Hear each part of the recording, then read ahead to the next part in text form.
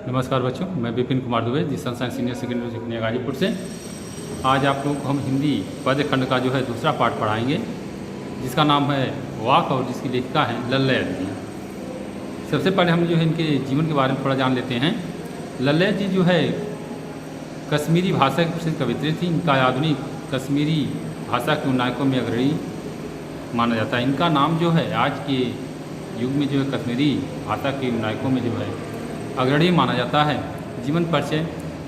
लोकप्रिय संत कवित्री लल्लैत का जन्म सन 1320 ईस्वी के लगभग कश्मीर स्थित पामपोर के सिंहपुरा गांव में हुआ था। इनका जन्म जो है कश्मीर में स्थित पामपोर के जो है सिंहपुरा गांव में जो है सन 1320 ईस्वी में हुआ था। इन्हें लला, लालेश्वरी, लल योगेश्वरी, ललारिफा आदि नामों से भी जाना जाता है। इनको जो है अनेक नामों से भी जाना जाता है। लला, लालेश्वरी, ला योगेश्वरी, लल योगेश्वरी, ललारिफा आदि नामों से इनको जो है जाना जाता है। वे जाति व धर्म के भेदभाव पर विश्वास नहीं रखती। जाति धर्म के भेदभाव पर जो विश्वास नहीं रखती थी। वे धार्मिक आडंबरों का विरोध करते थे और प्रेम को सबसे बड़ा जीवन मूल्य मानती थी। भक्तकाल हिंदी के भक्तकालीन कवियों की तरह यह भी जो है धर्म के आडंबर का जो विरोध करती थी और प्रेम को जो है सबसे बड़ा जीवन का मूल्य मानती थी। इनकी मृत्यु सन 1391 ईस्वी के आसपास मानी जाती है और इनकी मृत्यु जो है 1391 ईस्वी में हो गई। इनकी रचनाएं केवल जो है वाक है। काव्यगत विशेषता। लल्लैत का अधिकांश साहित्य काव्य के रूप में, इनका अधिकांश साहित्य जो है वह काव्य के रूप में है।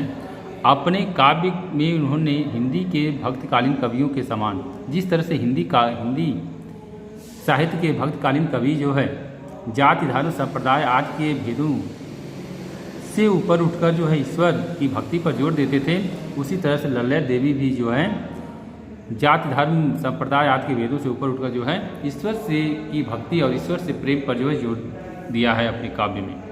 उनके काव्य में धार्मिक आडंबरों का विरोध और मानव प्रेम को सर्वोच्च स्थान दिया गया है।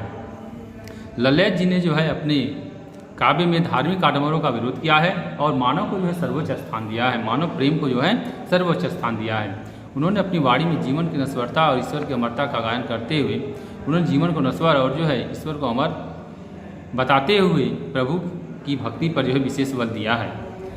उन्होंने जीवन में समभाव अपनाने की प्रेरणा सभी मानव को, अपने सभी मनुष्यों को जो है समान भाव रखने अपनाने का जो है प्रेरणा जो है दिया है। लल्लैत की वाकों में उनकी विचारधारा स्पष्ट अभिव्यक्त सुनाई पड़ती है। भाषा शैली। लल्लैत अपने वाकों के लिए प्रसिद्ध हैं। अपने वाक के लिए इनको जो एक प्रसिद्ध कवित्री माना जाता है। उनकी काव्य शैली को वाक कहा जाता है। इनकी जो काव्य शैली है उसको जो वाक कहा जाता है। उनकी भाषा लोक जीवन से प्रेरित है। जो इनकी भाषा है वह लोक जीवन से जो है प्रेरित है। अतः न उनमें पंडिताऊ संस्कृत भाषा का दबाव है और न दरबारी फारसी का, बल्कि उनके वाकों में जनता की सरल भाषा का प्रयोग हुआ है। आधुनिक कश्मीरी भाषा काव्य स्तंभ मानी जाती हैं। वे अपनी भाषा और शैली की स्वाभाविक प्रकृति के कारण आज भी कश्मीरी जनता की स्मृति और वाणी में जीवित हैं। ठीक है, यह तो रहा लल्लैत जी का जो है जीवन परिचय। अब हम शुरू करते हैं इनके द्वारा लिखी गई यह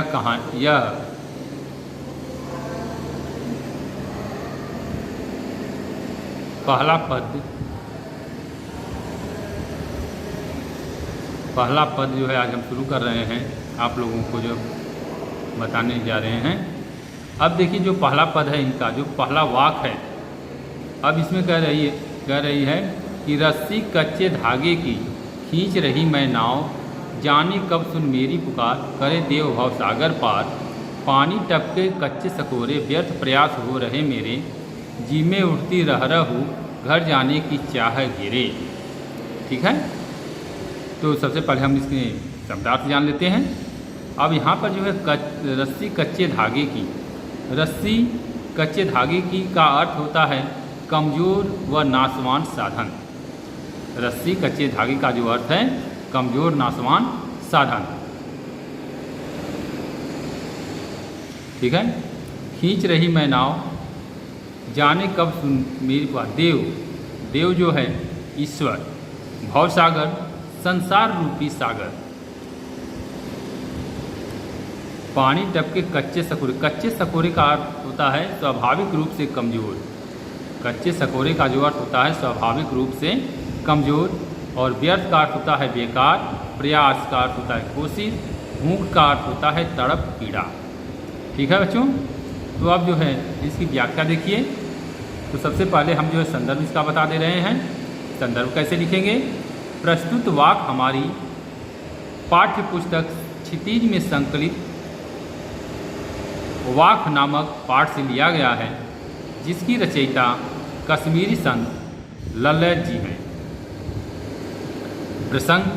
प्रसंग में हम लिखेंगे, कवित्री ने कहा है।